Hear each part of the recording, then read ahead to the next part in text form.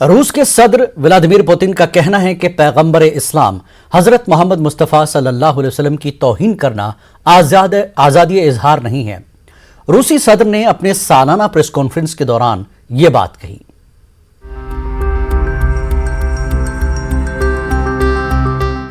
रूस के सदर व्लादिमीर पुतिन ने अपनी सालाना प्रेस कॉन्फ्रेंस में कहा कि पैगंबर इस्लाम हजरत मोहम्मद मुस्तफ़ा सल्लल्लाहु अलैहि वसल्लम की तौहीन की आज़ादी इजहार में शामिल नहीं है। रूसी सदर ने कहा कि पैगंबर इस्लाम की तौहीन करना मजहबी आजादी की खिलाफ वर्जी और इस्लाम का दावा करने वाले लोगों के मुकद्दस जज्बात की खिलाफ वर्जी है। अपनी सालाना प्रेस कॉन्फ्रेंस में व्लादिमीर पुतिन ने मजहबी आजादी में रुकावट के बगैर फनकाराना आजादी की अहमियत पर जोर दिया। उन्होंने उमूमी तौर पर फनकाराना आजादी की वकालत की, लेकिन इसकी हुदूद को समझने पर भी जोर दिया और कहा कि इसके जरिए दूसरे मजाहिब और बिरादरियों की आजादी पर हमला नहीं करना चाहिए। रूसी सदर ने पेरिस में चार्ली हेब्डो मैगजीन के दफ्तर पर पैगंबर इस्लाम के कार्टूनों की इशाअत के बाद हमले की मिसाल दी। उन्होंने कहा कि इस तरह की कार्रवाइयों से इंतहा पसंदाना इंतकामी कार्रवाइयां जन्म लेती हैं। पुतिन ने 2006 में पैगंबर इस्लाम की तस्वीर कशी करने वाले खाकों को नाकाबिल कबूल इश्तियाल अंगेजी करार दिया है। उन्होंने गुस्ताखाना कार्टून्स की मजम्मत करते हुए कहा कि ये वाकयात अकायद के दरमियान इजाफी दरारें पैदा करते हैं और इबादत गुजारों को नाराज और मुश्तिल करते हैं। रूसी सदर ने कहा कि हमारी रिवायत दीगर सकाफतों और मजाहिब का एहतराम करना है, क्योंकि हम दुनिया की 11% जमीनी रकबे की नुमाइंदगी करने वाले मुल्क हैं और हमारा मुल्क एक कसीर नस्ल और कसीर सकाफती मुआशरे के तौर पर तैयार हुआ है। पुतिन ने कहा कि यह एहतराम दूसरी कौमों में बहुत कम है। पुतिन ने इंटरनेट पर नाजियों की तस्वीर पोस्ट करने पर भी तनकीद की। Bureau report, news 18 Urdu. Madhya Pradesh assembly में अवामी और निजी अमलाक के नुकसान की रोकथाम और नुकसान की वसूली बिल 2021 को भले ही असेंबली में मंजूर कर लिया गया है, लेकिन इस बिल को लेकर बीजेपी और कांग्रेस के दरमियान सियासत जारी है। आज भी असेंबली में बिल को लेकर कांग्रेस और बीजेपी के दरमियान गर्मा गर्म बहस हुई। कांग्रेस के जरिए इस बिल की मुखालफत किए जाने पर बीजेपी ने इसे कांग्रेस की मुंहभराई की सियासत से ताबीर किया है। वहीं कांग्रेस का कहना है कि हुकूमत इस कानून के बहाने अपोजिशन के एहतजाज के हक को छीनना चाहती है।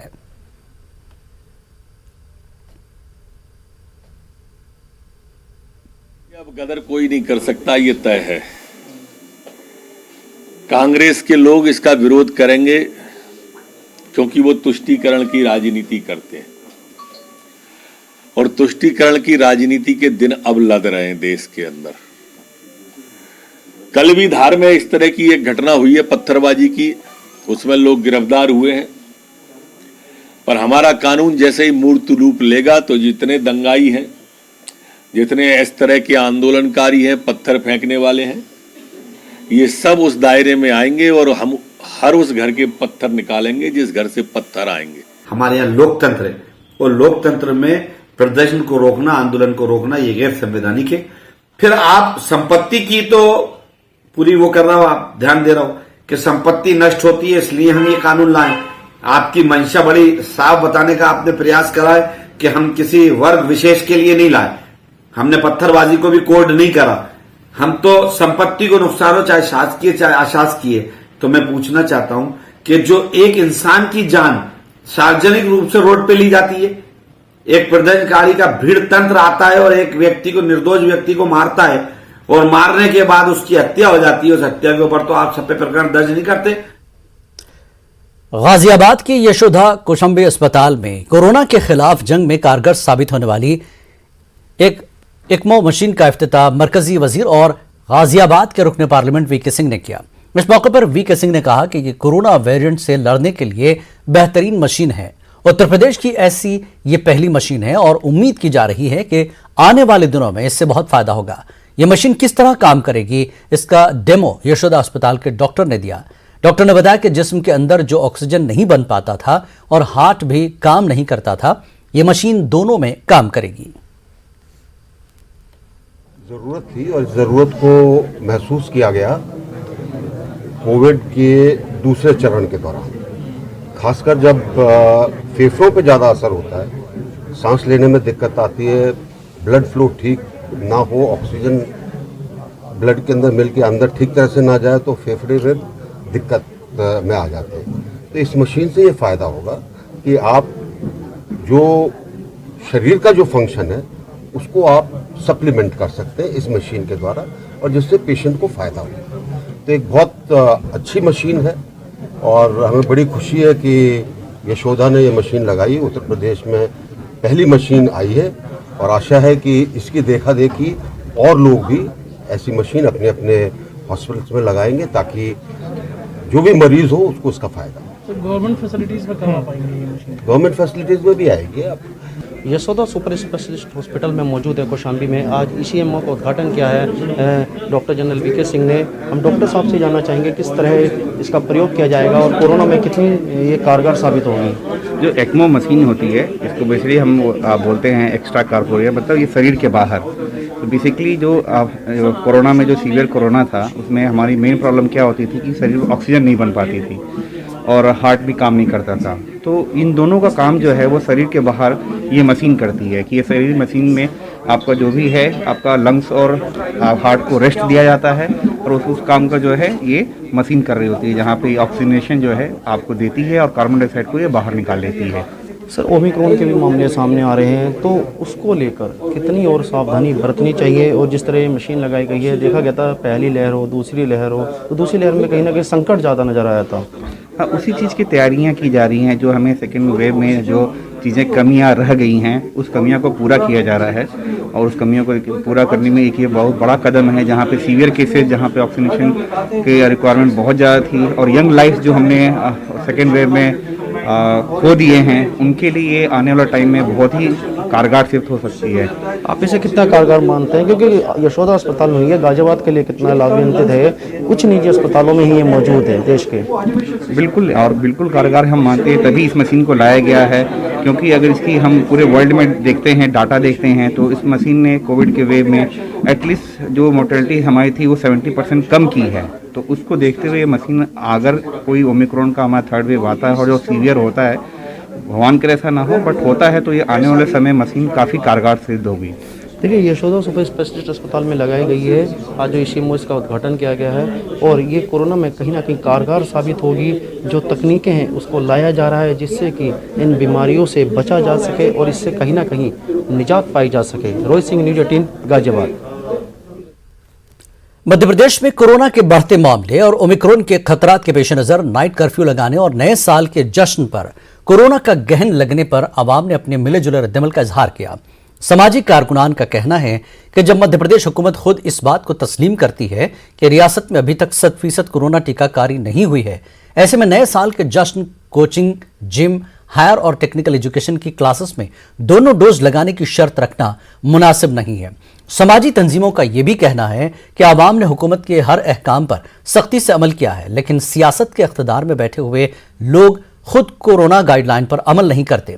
आवाम के लिए सारी गाइडलाइन होती है, लेकिन सियासी रैली और जलसों पर कभी इस अहकाम का सख्ती से निफाज नहीं होता है। मध्य प्रदेश में कोरोना मरीजों की बढ़ती संख्या, ओमिक्रॉन के बढ़ते खतरात के पेश नज़र रात से ही कर्फ्यू, नाइट कर्फ्यू का निफाज कर दिया गया है। कुछ और कंडीशंस लगाई गई हैं। इस पर हमारे साथ बातचीत करने के लिए भोपाल के सामाजिक कार्यकर्ता यहाँ पे मौजूद। आइए उनसे जानते हैं कि सरकार ने जो है एक बार फिर जो है 5 महीने के बाद नाइट कर्फ्यू का वो कर दिया है।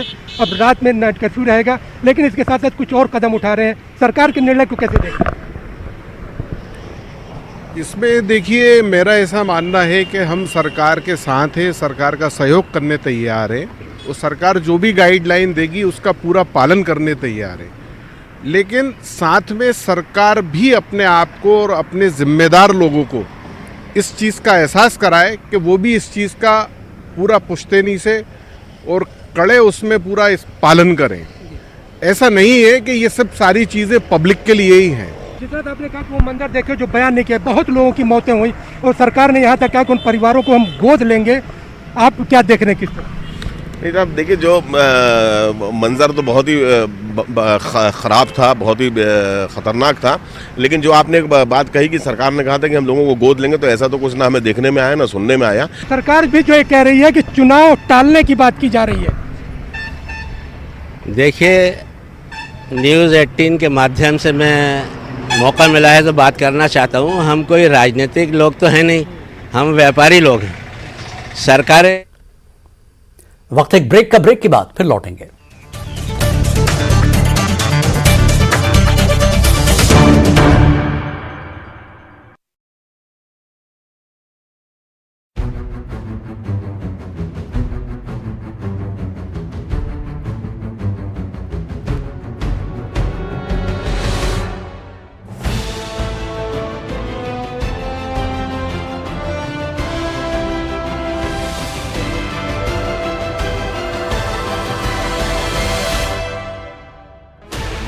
Sixteen channels, 15 languages, 26 states, 1,200 plus reporters, 66.9 crore viewers. India's largest news network, News 18 Network.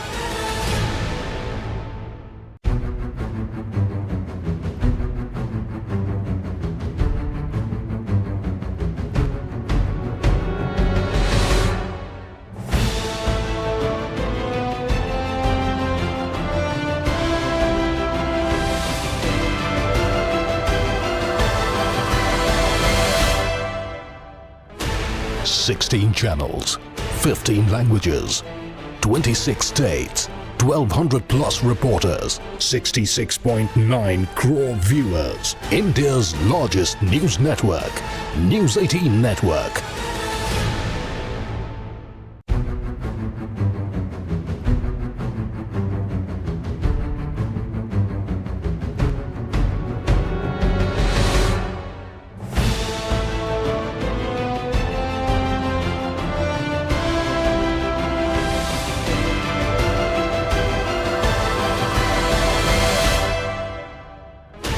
Sixteen channels, 15 languages, 26 states, 1,200 plus reporters, 66.9 crore viewers. India's largest news network, News 18 Network.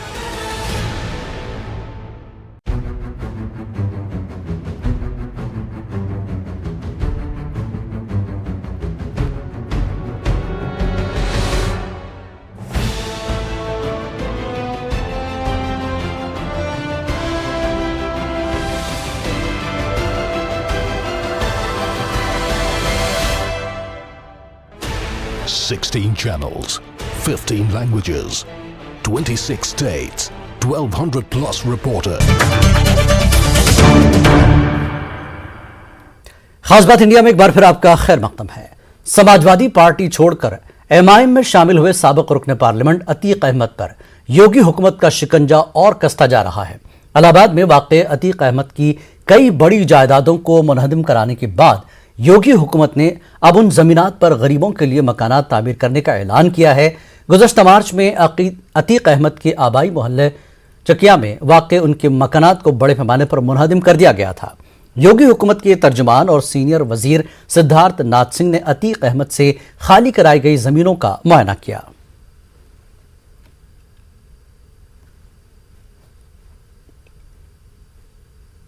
इसको जो है शिलान्यास होएगा, वो भूमि पूजा तो शिलान्यास ही हो गया ना, तो भूमि पूजन करेंगे, वहां पे शिलान्यास भी होएगा और साथ साथ यहाँ पर अन्य जो सरकारी कार्यक्रम है, लोकार्पण है, वो सब चीज की जाएगी। पहला जो हो रहा है वो प्रयागराज से और पहला जो हो रहा है वो मेरी विधानसभा शहर पश्चिमी, जो कि अतीक अहमद, शब्दों का कहीं बोलूं तो जिसने भूमाफिया का काम किया उसकी छाती पे चढ़कर वहां पे शिलान्यास हो रहा है गरीबों के आवास का। कानपुर के आनंदपुरी इलाके में इत्र के ताजर पीयूष जैन के घर डीजीजीआई और इनकम टैक्स की छापेमारी के दौरान 150 करोड़ रुपए से ज्यादा के नोटों की गिनती हो चुकी है। पीयूष जैन और उसके बेटे को पूछताछ के लिए पुलिस हिरासत में लिया गया है। मुसलसल 32 घंटों से नोट गिने जा रहे हैं। 9 मशीनें नोट गिनने में लगी हुई हैं।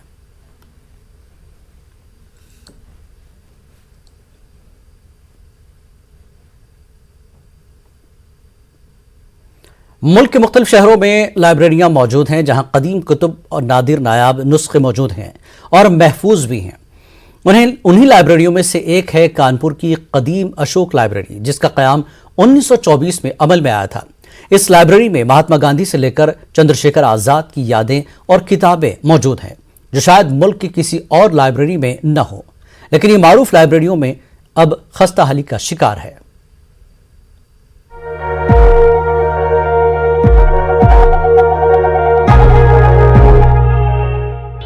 कानपुर की अशोक लाइब्रेरी का संग बुनियाद मुल्क के पहले वजीर आजम जवाहरलाल नेहरू ने रखा था और इसका इफ्तिताह महात्मा गांधी ने किया था। लेकिन ये लाइब्रेरी आज बुरे दौर से गुजर रही है। हालात इतने खराब हैं कि इस लाइब्रेरी में एक भी मुलाजिम नहीं है। ये लाइब्रेरी कई बरसों तक मुकदमे में फंसी रही और तकरीबन 9 साल तक बंद रही। इस लाइब्रेरी में मौजूद किताबों और तारीखी हवालाजात की हिफाजत के लिए लाइब्रेरी से जुड़े ट्रस्टी खुद के अखराजात पर लाइब्रेरी की देखरेख करवा रहे हैं। हुकूमत की जानिब से इस तारीखी लाइब्रेरी के लिए कोई कदम नहीं उठाए गए। हाँ, कुछ लोग किसी फायदे के बगैर इस लाइब्रेरी के लिए वो कर रहे हैं जो वो कर सकते हैं। अशोक लाइब्रेरी की शुरुआत, वैसे रीडिंग रूम की शुरुआत तो 1934 में हो गई थी, जब बिल्डिंग का उद्घाटन गांधी जी ने किया था। लाइब्रेरी विधिवत रूप से 1940 में डॉक्टर राधाकृष्णन ने उद्घाटित किया। इस लाइब्रेरी का उद्घाटन और क्राइस्ट कॉलेज की लाइब्रेरी का उद्घाटन एक ही दिन उन्होंने किया था। इस लाइब्रेरी में लगभग 200 किताबें ऐसी हैं जो 150 साल से पहले की हैं। इस लाइब्रेरी में हिंदी, उर्दू, संस्कृत और अंग्रेजी की 150 साल से भी ज्यादा कदीम किताबें मौजूद हैं, जिनमें कई हक़ाइक़ ऐसे सामने निकल कर आते हैं जो आज के दौर में बहस का मौजू हो सकते हैं।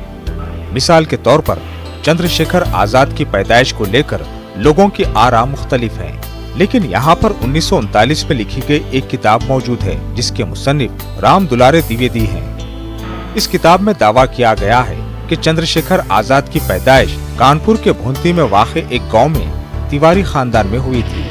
राम दुलारे द्विवेदी के मुताबिक उन्होंने चंद्रशेखर आजाद के साथ 10 बरस गुजारे थे। ताहम कुछ लोग चंद्रशेखर आजाद को उन्नाव का बताते हैं। चंद्रशेखर आजाद की आखिरी टोपी भी इस लाइब्रेरी में मौजूद है। साथ ही गांधी जी से जुड़ी ऐसी किताबें भी इस लाइब्रेरी में मौजूद हैं जो शायद मुल्क की किसी और लाइब्रेरी में ना हो। ये लाइब्रेरी अशोक पॉलिटिकल लाइब्रेरी के नाम से जानी जाती है। इस लाइब्रेरी में महात्मा गांधी खुद आए थे और इसका इफ्तिताह किया था। वो कुर्सी आज भी मौजूद है जिस पर गांधी जी बैठे थे। के पास गांधी जी का गांधी वाङ्मय संपूर्ण संग्रह हमारे पास है।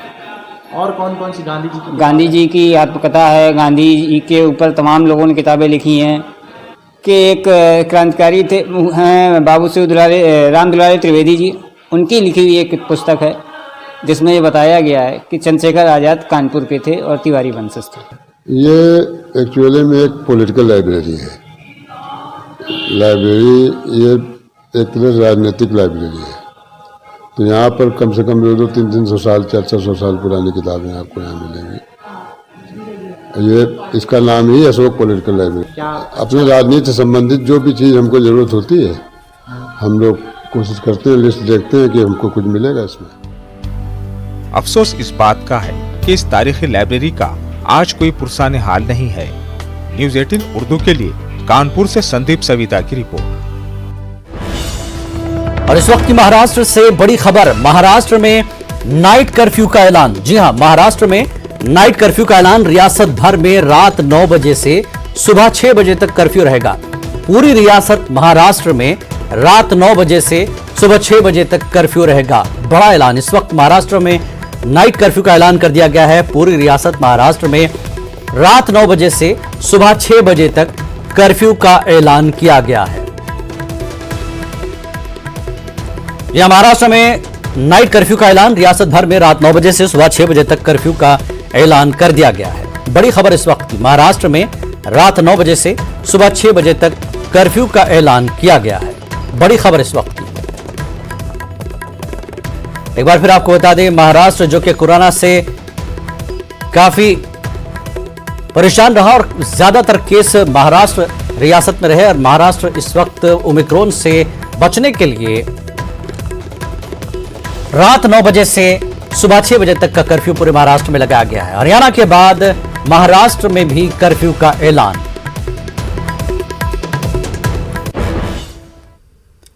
और आखिर में देखते हैं क्रिप्टो की समझ।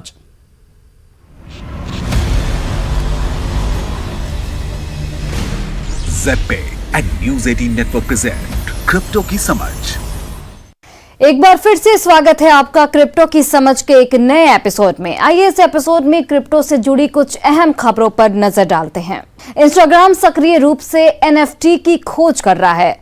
CEO ने किया कंफर्म, सबसे अधिक यूज्ड सोशल मीडिया प्लेटफॉर्म में से एक इंस्टाग्राम ने कंफर्म किया है कि वो नॉन फंजिबल टोकन्स यानी कि NFTs के ट्रेंड को एक्सप्लोर कर रहे हैं। इंस्टाग्राम CEO एडम मोसेरी ने इंस्टा के स्टोरी फीचर के जरिए इसकी जानकारी दी। हालांकि उन्होंने इसकी कोई आधिकारिक घोषणा नहीं की, लेकिन उन्होंने जोर देकर कहा कि इंस्टाग्राम का उद्देश्य टोकनाइज्ड स्फीयर को लोगों के लिए अप्रोचेबल बनाना है। इसके अलावा उन्होंने कहा कि इंस्टाग्राम NFT के जरिए अपने क्रिएटर्स की मदद करना चाहता है। 2024 तक 20% बड़ी कंपनियां डिजिटल करेंसीज का इस्तेमाल करेंगी। गार्टनर की रिपोर्ट के अनुसार 2024 तक दुनिया की 20% बड़ी कंपनियां payments, stored value and collateral के लिए डिजिटल करेंसीज का इस्तेमाल करेगी। ये प्रेडिक्शन इस बात पर आधारित है कि सर्विस प्रोवाइडर्स की स्थिति पहले से ही बेहतर है और बड़े एंटरप्राइजेस के पास ऑफ द शेल्फ सोल्यूशन मौजूद है। ये फोरकास्ट चीफ फाइनेंशियल प्रोफेसर के लिए महत्वपूर्ण है क्योंकि वे डिजिटल करेंसीज के रिस्क फैक्टर का आकलन करते हैं और यही आगे चलकर बिजनेस ट्रांजैक्शन और आने वाले सालों में इकोनॉमिक ग्रोथ में मददगार साबित होते हैं। हाई इन्फ्लेशन और इसके फियाट करेंसीज पर असर से जो मैक्रो इकोनॉमिक प्रेशर क्रिएट होता है वो कहीं ना कहीं CFOs को ये सोचने पर मजबूर कर रहा है कि कैसे कुछ डिजिटल करेंसी का इस्तेमाल रिजर्व्स के लिए किया जा सकता है। कई बड़े बैंक, पेमेंट प्लेटफॉर्म्स और वॉलेट प्रोवाइडर्स पहले ही इस एरिया में हैवी लिफ्टिंग कर चुके हैं, जिससे बड़े एंटरप्राइजेस को अपने खुद के डिजिटल करेंसी एप्लीकेशन शुरू करने में आसानी होगी। सोलाना $multi-billion Web3 गेमिंग में राज करने को तैयार है। सोलाना ब्लॉकचेन नेटवर्क के लिए साल 2021 अच्छा रहा। ब्लॉकचेन को बड़े पैमाने पर अपनाने से इसके नेटिव टोकन SOL की कीमत इस साल सबसे अच्छा परफॉर्म करने वाली क्रिप्टो करेंसी में से एक बन गई है। Web3 केंद्रित ब्लॉकचेन अभी भी ज्यादा यूज केसेस लेना चाहता है ताकि अडॉप्शन बढ़ सके। नेटवर्क अब Web3 गेमिंग की दुनिया पर राज करना चाहता है। सोलाना के को-फाउंडर राज गोकल ने विश्वास जताया कि बढ़ते गेमिंग यूज केसेस के लिए जिस तरह का इंफ्रास्ट्रक्चर चाहिए वो सोलाना के पास ऑलरेडी मौजूद है। नेटवर्क को बेस लेयर ऑप्टिमाइजेशन की जरूरत नहीं है, बल्कि जहां जरूरत होगी वहां वो अपनी एनर्जी लगा सकते हैं। गौरतलब है कि सोलाना को जो अटेंशन मिल रहा है उसकी वजह लो फीस और हाई ट्रांजैक्शन स्पीड्स है। मिनेक्स प्लेटफॉर्म पर बुर्किना फासो से पहली बार भेजा गया ब्लॉकचेन ट्रैक्ड गोल्ड का फर्स्ट किलो माइनेक्स ने बुर्किना फासो के ब्लॉकचेन प्लेटफॉर्म से पहली बार 1 किलो गोल्ड एक्सपोर्ट किया। इससे सप्लाई चेन में ट्रांसपेरेंसी बढ़ेगी। Company miners, smelters, traders, tech companies और सरकारों के लिए मिनरल सप्लाई चेन को सुरक्षित करने के लिए अपने मंच को तैनात करती है। इससे कॉम्प्लायंस और ट्रांसपेरेंसी आती है जो स्थानीय बैंकों, लॉजिस्टिक्स प्रोवाइडर्स और खरीदारों को इस क्षेत्र में जुड़ने में मदद करती है। पश्चिमी अफ्रीका में बुर्किना फासो हर साल 34 टन आर्टिसनल गोल्ड प्रोड्यूस करती है, लेकिन 2019 में इसमें से सिर्फ 300 किलो ही औपचारिक तौर पर एक्सपोर्ट किया गया। इसकी एक बड़ी वजह थी पड़ोसी देशों में लो एक्सपोर्ट टैक्सेस। दुनिया में पहली बार पिछले साल माइनेक्स ने डेमोक्रेटिक रिपब्लिक ऑफ कॉन्गो से $2,50,000 के डिजिटल ब्लॉकचेन सर्टिफाइड पेमेंट्स के जरिए मिनरल्स एक्सपोर्ट किया। क्रिप्टो से जुड़ी खास खबरों में आज के लिए बस इतना ही। अगली बार क्रिप्टो करेंसी से जुड़ी कुछ और रोचक खबरें आपके लिए लेकर आऊंगी। तब तक के लिए नमस्कार।